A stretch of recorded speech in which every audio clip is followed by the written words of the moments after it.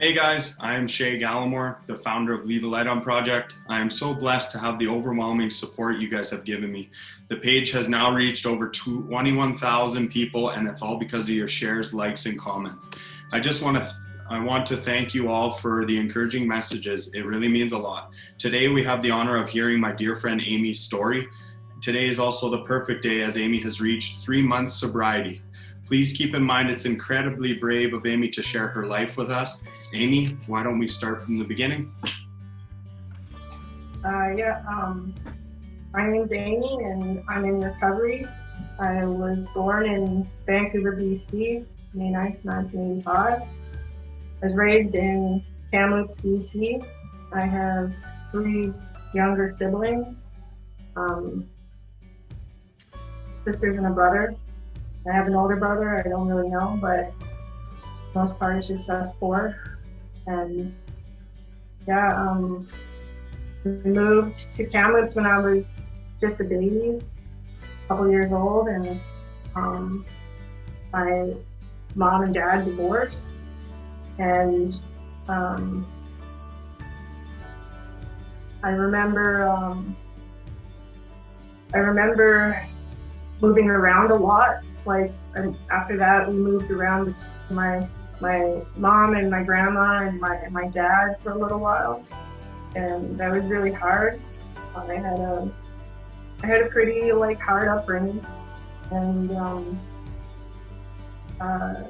there's trauma. And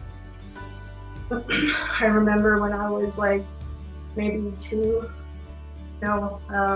actually we were probably 5, I think.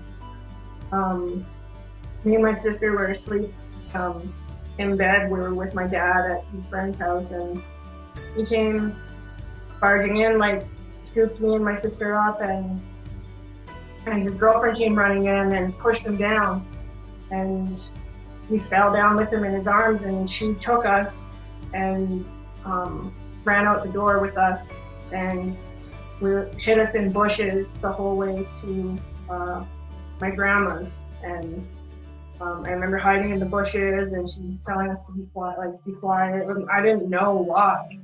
I didn't know what was going on, but she took us to my grandma's, and I still remember the look on my grandma's face when she opened the door. She was barely awake, and my dad's girlfriend just said, "Can you take them?" And my grandma said yes, and that's where we stayed. And nobody came to. Dad didn't come. I remember waiting. I didn't know where my mom was, but I was there and moved around a lot. And those 3, mostly my mom and grandma,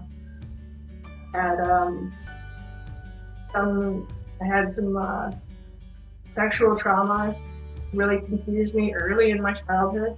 When I used to play with a group of boys when I was younger, and playing it turned sexual, and I didn't know why, and I didn't know if it was right or wrong. I didn't, I was that young. I didn't know it was wrong, but a part of me kind of felt like it was, but it seemed like playing, I guess.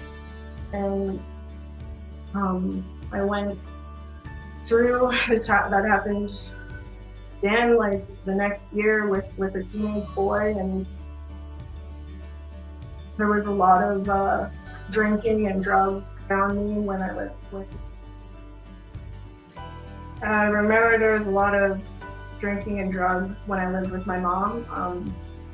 She had me when she was really young. She was a runaway herself, actually. So she had a lot of demons. I think she was trying to understand at the time.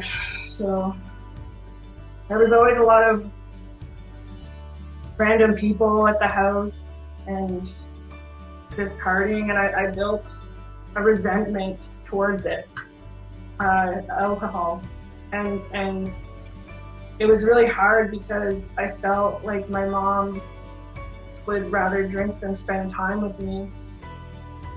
I remember when I was young, I went and got an ice cream cone. We were somewhere and we did a powwow, and I went and got an ice cream cone, and I came back on my way back, and the ice cream had fallen off or broke or whatever, and I was crying, and I was crying to my mom, and she gave me money, go get another one kind of thing. And I remember feeling like I didn't want money, I just wanted to be held, you know. So yeah, it was, the closeness wasn't there. Yeah, I think that was really hard for me. I built up a lot of resentment, and I had shame. I started drinking when I was probably 12. I remember smoking cigarettes too, like rolling them in those old machines when I was babysitting my mom's friends' kids. I was just rolling them, smoking them. I didn't know any different. And I ended up getting into sports, actually. I learned with sports that the love that I wasn't feeling at home, that I would get that in sports on the team, because I was really good and like I did basketball. Actually, the lunch lady in elementary school seen me playing soccer at lunchtime, and she signed me up for soccer, the lunch lady. So I was really grateful for that, because I had a lot of good years playing soccer. It was my escape. It was my way to get out of the house and not be home. And my grandma played a big role in taking me into games and paying for stuff, because like we were on welfare. I remember getting gifts from Christmas Amalgamated, you know, when we were really young. And yeah, if it weren't for my grandma, it would have been a lot harder. I always wanted to go with her. I was grandma's girl. And probably my fondest memories are with her and my grandpa. My grandpa taught me a lot of stuff, like how to change oil on a vehicle, and tires, brakes. Like, we built a deck together, and he gave me that attention that I was craving. But I feel like I was already into the manipulating and you know, drinking at scene, and I didn't want anyone, like there was no authority over me. So I would go to my grandma and grandpa's for the attention, but I didn't ever want to listen. I'm like, I never had rules, why would I listen? When I was about 13, I was drinking, and I passed out on a couch, and I woke up and this man was touching me. And I was really scared, but also because I had been through this kind of stuff before, a part of me felt like that was supposed to be okay, you know? And I got really uncomfortable and like made him stop.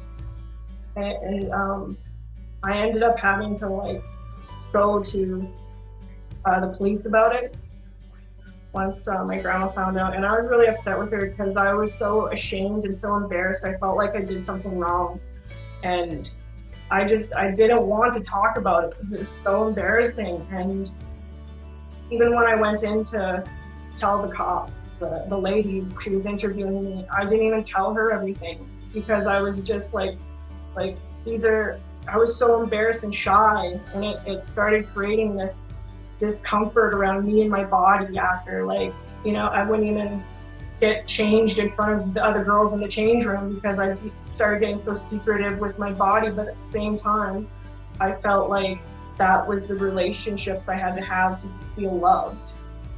So I went through a lot of difficulties with that. There was a lot of emotional trauma, you know, my mom trying to go through all the stuff she did. There was a lot of emotional dumping, you know. I remember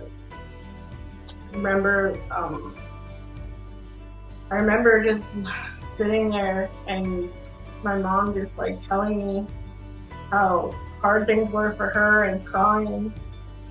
And I just like wished so bad that she would be happy. So any chance I got, I would always try and get her something, a thing. I remember whenever I would hear her sing, it was like, it made me happy, and it still does to this day. Like when she sings, because to me, I was like, she's happy. It made me feel good. And so, yeah, just went through my teenage years. I was in sports, but I was also kind of drinking a bit behind the scenes, and I ended up getting my first boyfriend, and all my sports went down the drain because I was getting that love from someone, that attention. And I was with him for a couple of years, and he cheated on me, and it like broke me. It was like really hard because I didn't know what healthy relationship was, and I actually kept trying to like get back with him, even though deep down I knew it wasn't right. So I came up to Fort McMurray to stop myself from going back. And when I came to Fort McMurray, I was 22 when I first started using drugs. And it started with ecstasy. And I remember thinking that it was awesome. It made me feel so good in a world where I was so scared and anxious. And I did that, and then it was cocaine, like soon after. I didn't do anything to me the first one or two times, but when it was 2 times after, I was hooked instantly. It was like, it made me feel like I could fit in because I could talk and get my feelings out and feel connected to people. Like that feeling I didn't have I didn't know how to have that feeling on my own without drugs. I didn't grow up that way. There was so much dysfunction in my upbringing, having a friendship or relationship. I didn't know how to do that. I was just like a jokester. Like I just was loud and just hyper and probably really annoying to a lot of people, but hilarious to others. But having that like intimate one-on-one kind of thing, and I remember envying all like my friends in high school. I went to like 7 different elementary schools growing up, and when I went to high school, I demanded, like, I'm staying at this high school, even though we still moved around. And I like envied my friends who were friends with each other since they were like in elementary, and they knew everything. They lived on the same street, and I was like, I wished I had that like kind of thing. And when I did cocaine, I felt like that's what it did for me. Like, and being that I was away from Kamloops in Alberta, no one was around me to see what I was doing. I could do drugs and feel like nobody is gonna catch me because I had such responsibility growing up to set an example for my siblings. Like I was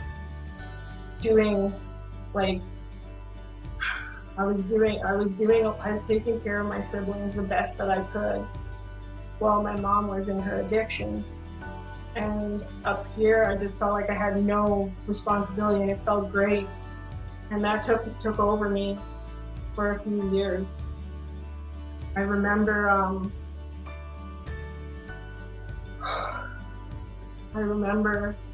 one night when I was doing cocaine, I was on a come down, and I was laying in bed saying that I wanted to hurt myself. I feel like I want to hurt myself because I felt like I did something wrong. I did something terrible, and I was like already beating myself up about it. And that's what I did every time. There was very few times that I would do it and I could, oh yeah, that was fun, you know, like it just it was really hard, and that went on like that for about a year and a half, and I got hired to a different job. I had a career change into process operator in 2010, and that was actually the same year that I came out at being gay, and I got really into drinking because I started my new job. I didn't want drugs. You know, I was so happy to start this new job. It was the hardest I'd worked on anything to get that ticket. Like, I cried when I found out I passed. Like, I was so happy. So, like, I was never good in high school. Like, I was barely making it. I had so many distractions at home, and it just was, I was surprised I graduated. So to get like my 4th class was a huge achievement for me. And I was like, no drugs, like I was just drinking. I ended up doing a hit and run, actually. I was hired on, and I was probably in my first couple weeks, and I was leaving the bar, and I stepped on it and went back, and I hit a parked car, and then I sped out of there and went to a party. I ended up getting arrested, and pulled out of the party and arrested, and they let me go on a 24-hour suspension, but I had to work the next day. So at my new job, I had to catch a cab in, and I was walking down to where I work, and one of my old buddies that I used to work with seen me and picked me up, and I was so embarrassed because I had left that profession, fireproofing. I had left it with them saying, go get him, like, yeah, like, you know, and there I was, like, I just felt like shitty. And yeah, I was just drinking for a couple of years after that, and 2013, that was the first year that I put myself in the hospital. I was partying for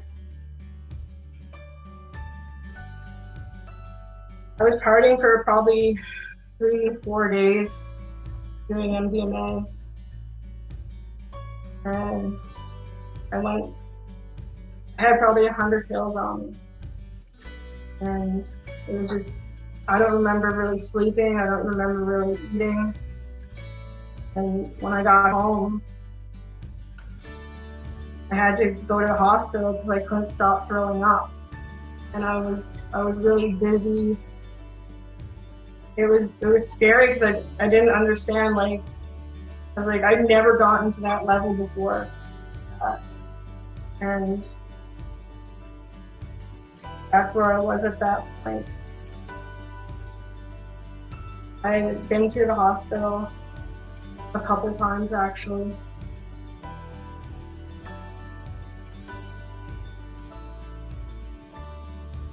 After that, my drug use just, I was mostly doing cocaine. You know, I was drinking too. Drinking led to it. And there would be times I would try to go out and like not stay out, or try to, you know, only do a gram. But I would end up staying up for days, you know, and I would hate myself for it after. but it started out as just like social.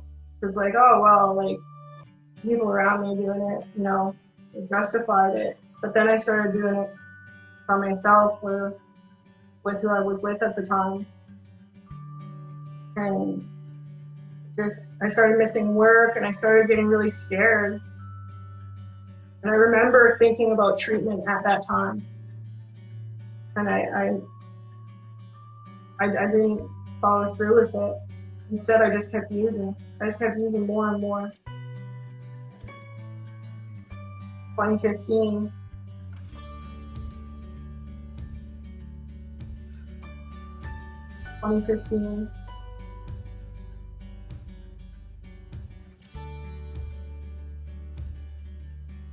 My grandpa passed away. And he played a pretty positive role in my life. It was really hard. That was a really hard year. And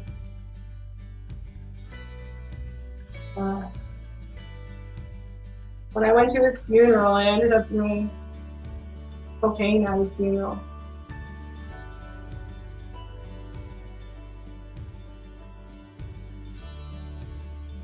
But I don't know,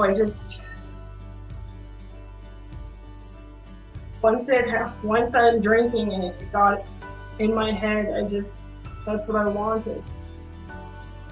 And I stayed up and I did that. And I was really ashamed of that, even up until I went to treatment. Even still, I'm still ashamed of it. But I don't know, it was so hard. Like, I was so deep, I was like deep into my addiction then. And the person I was with at the time, they were in addiction also. And I found out they were like addicted to the oxys, and that turned my world upside down. I didn't know that was going on. I was so into my addiction.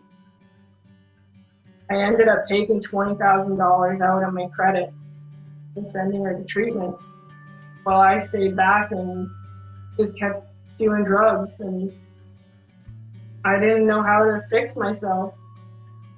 When she got out, we just kept doing drugs and kept partying. One night,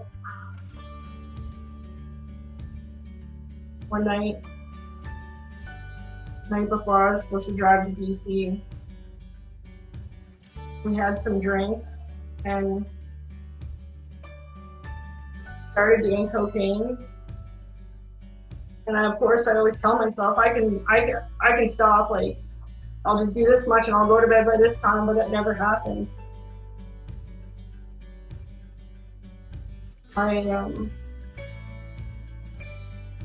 At about 6 or 7 in the morning, I jumped in my truck.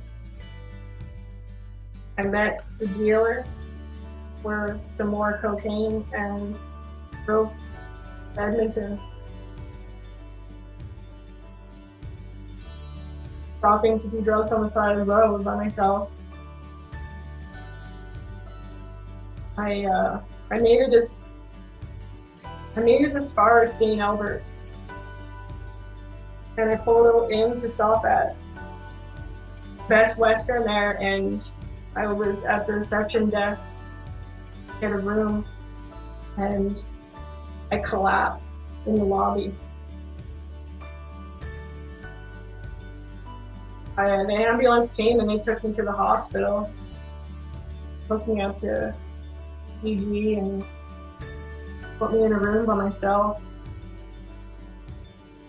And I was so scared and I was so ashamed and embarrassed that how did my life get here? How did I get here? And I remember thinking about my grandpa my family because I felt like they looked up to me. My sister right away told me that she would drive right to me from Kamloops to Edmonton. And I thought, man, my family's great. Like, what's wrong with me? After that, I was so scared. I knew a friend that had gotten sober through AA, and I asked her for information. And I decided I was going to quit everything and do AA meetings. And I did. And I quit everything for 6 months. I felt great, except for the anxiety that came with it. I was so anxious. I remember trying to put my Christmas lights up, and I was feeling like people were watching me, looking at me, judging me, pointing and laughing, like, look at, she like sucks at that. And the anxiety got so much that I went inside and I cried, and I just laid on the kitchen floor and just cried like this. It was so painful, like the anxiety. So that was the hardest part of being sober that time. And I thought I had a beat. I was like, I don't have a problem. Like, I can just go back to controlled drinking. You know, I'm okay. Like, I did this to show for it. And I started drinking slowly. Like, it wasn't a problem. I wasn't doing drugs really, and well, not doing drugs for like probably a year after. And the fire happened, the Fort McMurray forest fire. And I was stuck at work for that. While everybody evacuated, I was on shift. And it was so scary. I was thinking about my dog being at home by himself. I had possessions, and plus my friends and my family. I was stuck at work for like 5 days, running shift until they evacuated us out of there. When I left, when I drove through the town, and there was cars like abandoned on the side of the road, like it looked like something out of a horror movie. I wasn't the same after. I got really depressed and I started drinking heavy again. I started drinking like every day, and I was back doing drugs. And it just started with drinking. It just started with slowly. And then I started hiding. I was hiding using drugs years ago. And I was hiding it, then I was lying. I was lying to my girlfriend. And I tried really hard to do it on my own. I tried really hard. I was reading books, anything. Like, I thought discipline, it was because I didn't have any discipline, you know? So I got a personal trainer. Maybe if I learned discipline in that part of my life, I could use it in all parts of my life, you know? And meditation, I was seeing a psychologist since the fire, and it just nothing. I would still fall back into that just from like normal stresses or wanting to fit in, wanting to feel like I belong or feel like connecting with my peers or anything. And it stopped going from it started going from frequently, like, you know, every day's off, short change, every day's off. It stopped going from frequently to I could stay away for a month. Or I would try not to drink. I'm like, okay, I'm gonna try not to drink because that's what's happening. I'm drinking, and then that's what's leading me to it. But the drinking was so hard. I didn't have the coping skills with the stresses in my life. You know, like I would stress at work, personal stress, anything. I didn't know how to soothe or self-soothe myself, talk myself down, tell myself it was okay. And so I just took it out on the bottle. And when it got bad, my anxiety was so bad, I would last for days, and I would just cocaine. All I wanted was a quick release from that pain of anxiety and stress, because it would get so bad that my skin would hurt. Like if there was a fan blowing on me, it hurt. And it was just torture. Like this felt like torture. So I would make it a month without using, but I was doing 2-day benders. And I was doing a lot more. And I would try to, just do 1 gram or whatever, and it wouldn't ever be like that, because I'd be out getting more. I don't care like who it was, like just getting more, and I'd be doing it alone in the garage. Like I was up to doing 7 grams to myself and scaring the shit out of my girlfriend. Like she doesn't do drugs, like she's just so amazing. Every time I would do drugs, I would fucking hate myself for it. It was like this part of me I had no control over would go out and do this terrible thing and then leave me to clean up the mess, you know? Like and feel like shit and try to pick myself back up again, which I didn't know how to do. And so I depended a lot on my girlfriend, and she was always there for me. But I knew that it wasn't fair to be doing this to her. And it killed me. It made me hate myself more. So the last time I decided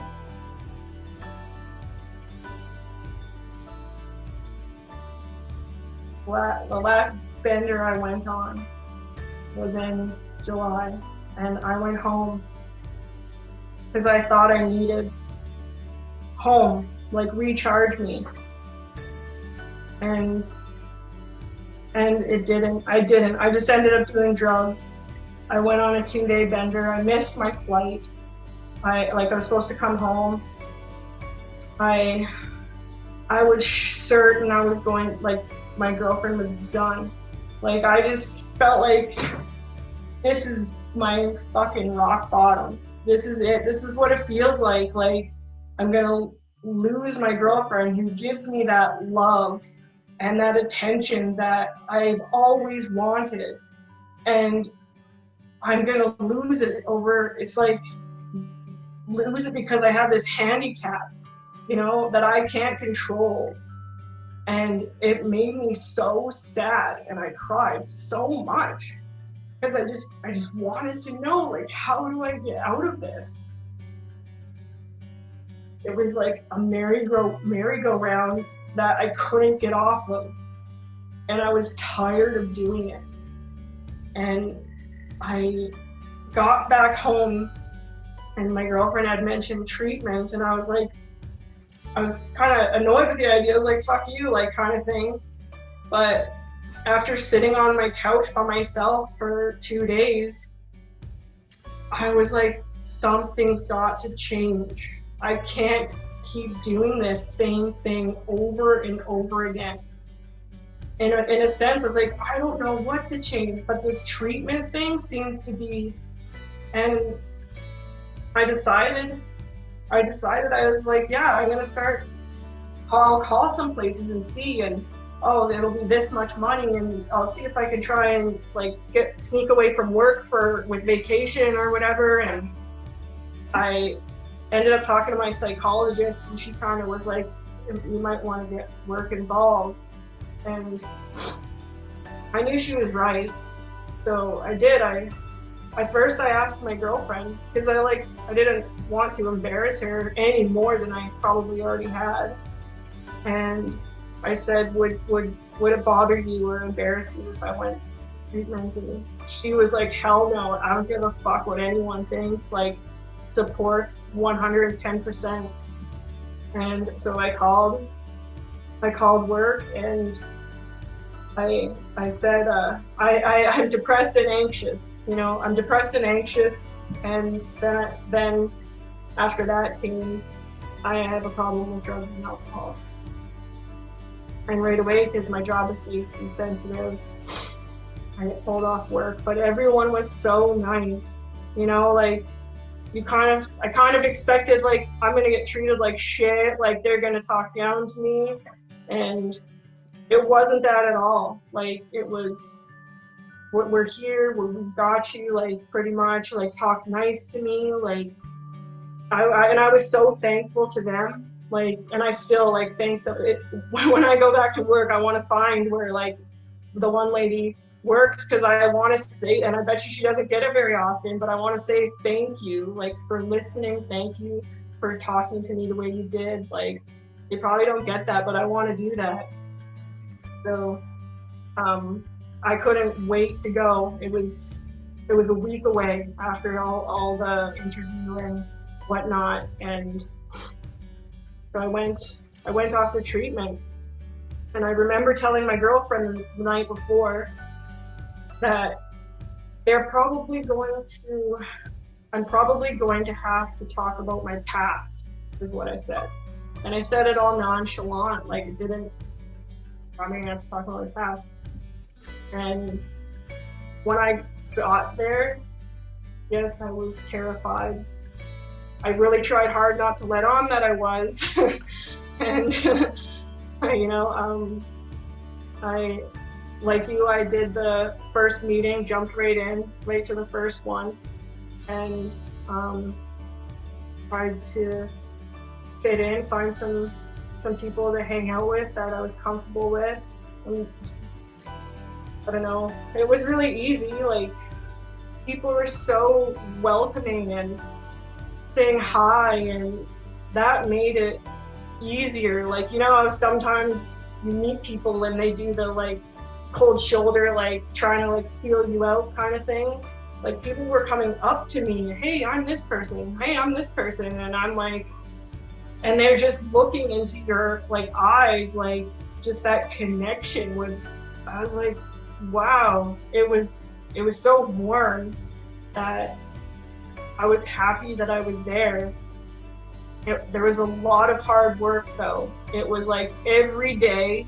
I remember some people saying, I feel like I've hit a wall, and I'm like, man, I feel like there's a day that I'm not working on something. Like there was always something triggering me that I needed to get to the bottom of. Like I found out, like, my room was on the bottom level, and the guy above me had cowboy boots. And I couldn't figure out why, when I heard him walking up there, I was like anxious and scared and like, what's, you know, I couldn't figure it out. And I was in actually, I can't remember what the class was, but it made me realize the reason I was getting anxious was when I was younger, when my mom and her boyfriend would fight, my room was in the basement, and it would always be fighting, screaming, yelling, and I would be awake, listening, trying to, you know, when is my cue to run up there and split them up? That's what I was always like, because I could hear the footsteps scuffling and stuff dropping, and I'd be up there. And I remember one time actually, I don't know how it happened, but when I ran up there, my mom like grabbed her chest and she's like, my heart. And I was so scared. I was like, please don't leave me, Mom. Please don't die. And I was like, get her some water, call 911, like, and I was actually like scared I was gonna lose her. And the ambulance came and I went back down to my room and got ready for school. I remember that day, it was probably grade 6, and I was so worried about my mom. I couldn't focus on anything, I was so upset. And then the counselor had to pull me in, and I just said, I'm worried about my mom, and they didn't know why. No one ever knew this was the stuff going on at home, you know? And I wouldn't ever say, but I just said, I'm worried about Mom. And he called and said, yeah, she's okay. You know? So that was what was triggering me, giving me anxiety in treatment. Loud noises, like I was a mess. I was having panic attacks for a few days in a row. I couldn't figure out why, but you know what? I had to go through all this stuff. I had to feel this anxiety and these new emotions talking about all this stuff because I never actually let myself feel it. I just decided to shut off this button of emotions and decided I'm not feeling anything anymore. There's too much pain. And I ended up being just this hyper freaking out there kid and that didn't know how to connect with people because I didn't have like emotion. Like I had one level and that was up, you know? And I learned while I was in there because I was having night terrors, and I did have them before. I was having night terrors, anxiety, I was paranoid of people looking at me, and flashbacks. And I started developing a tic, and it was out of control when I was around like groups of people when we're doing the nighttime group readings and shit, and it was making me so self-conscious. And when I started talking about it, no one really even noticed. But I ended up talking to the psychologist, and he told me that I had a lot of symptoms of PTSD. And I cried. That was so hard to hear because I felt like I was sad for past Amy because she had tried so hard to figure it out on her own and suffered and felt like a loser. And she didn't have any idea what she was up against. You know, like I felt so sad for her. And but in another sense, I was, wow, that is something, you know, like, wow, I must have really been through a lot to have that, is what I felt. All those years, I just minimized it and said I did what I had to do. I took care of my brother and sisters.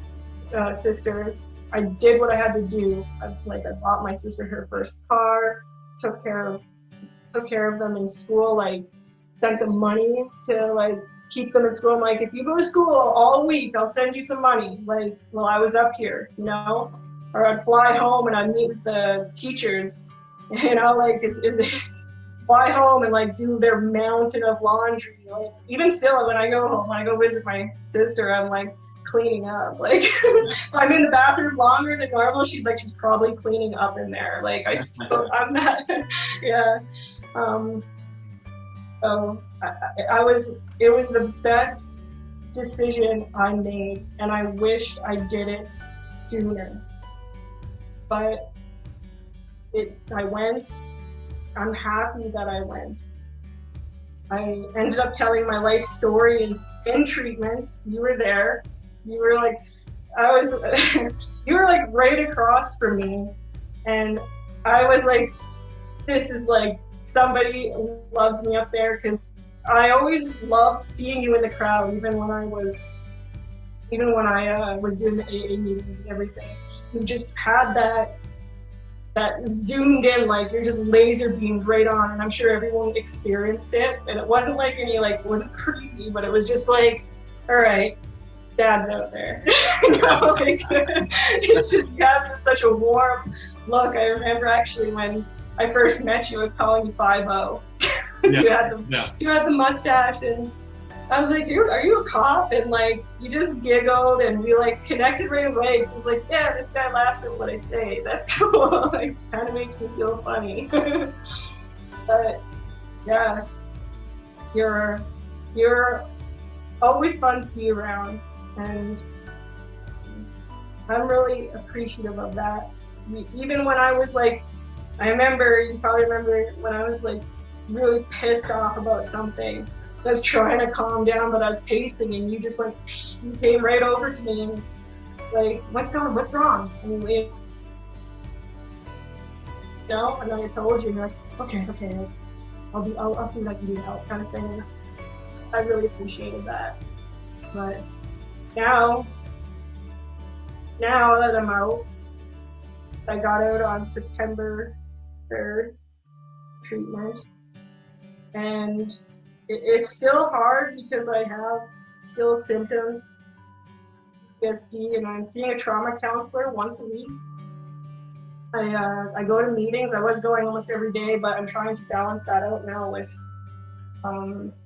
maybe self-care, exercise, or anything else. I'm just trying to balance it. It's like so extreme with the everyday kind of thing. I have a sponsor. I just did my step 1 today. I actually just finished it today with my sponsor.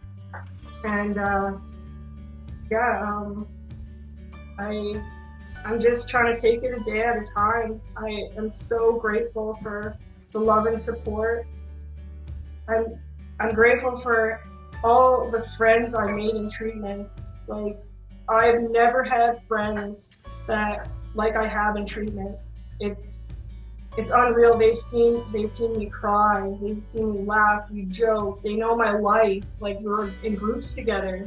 And now, if I needed to call you, or if I needed to call anyone that I have their phone number, I don't have to do the like small talk weather bullshit. When they ask me, how are you doing? I'm not just like, we can't get away with good. Like, we like legit have to be like, not have to, but it breaks me down because I already trust that person. I'm like, well, actually, like, having a pretty rough day and I feel lonely, or I feel sad this happened. Like, it's amazing.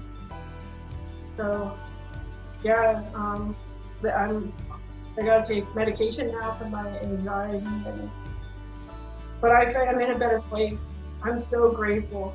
You know, I would rather have a bit of anxiety, a little paranoia, some nightmares than be stuck in that merry-go-round.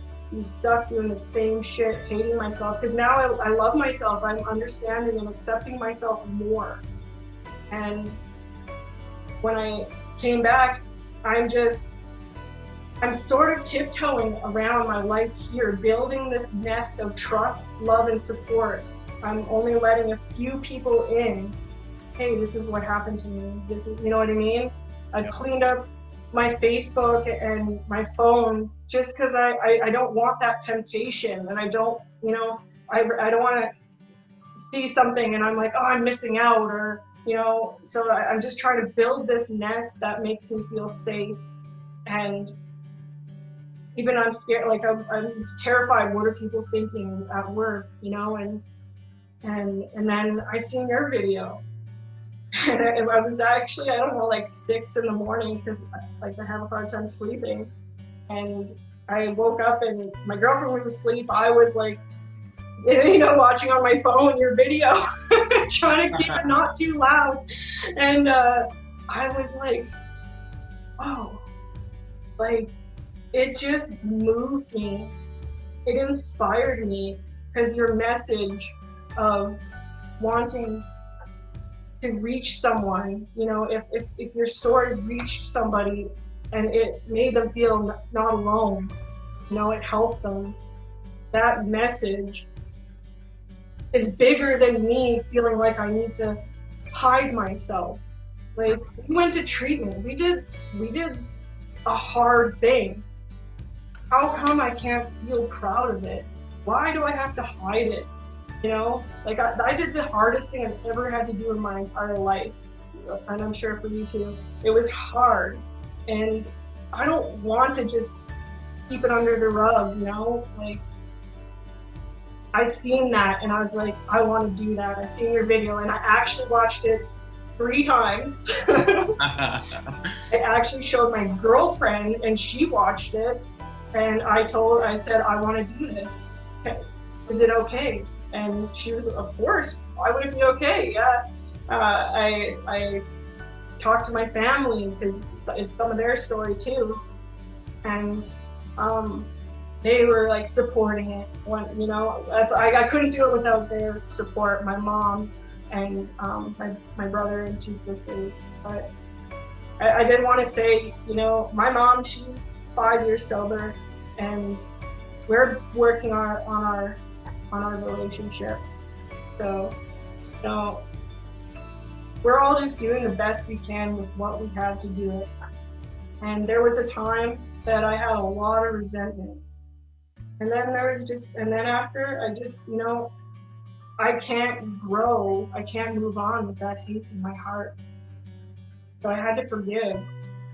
And it was hard because I was real angry for a while. Like, I was a bitch. Like, you didn't want to be around me.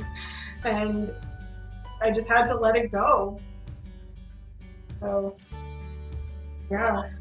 Well, a few things, Amy.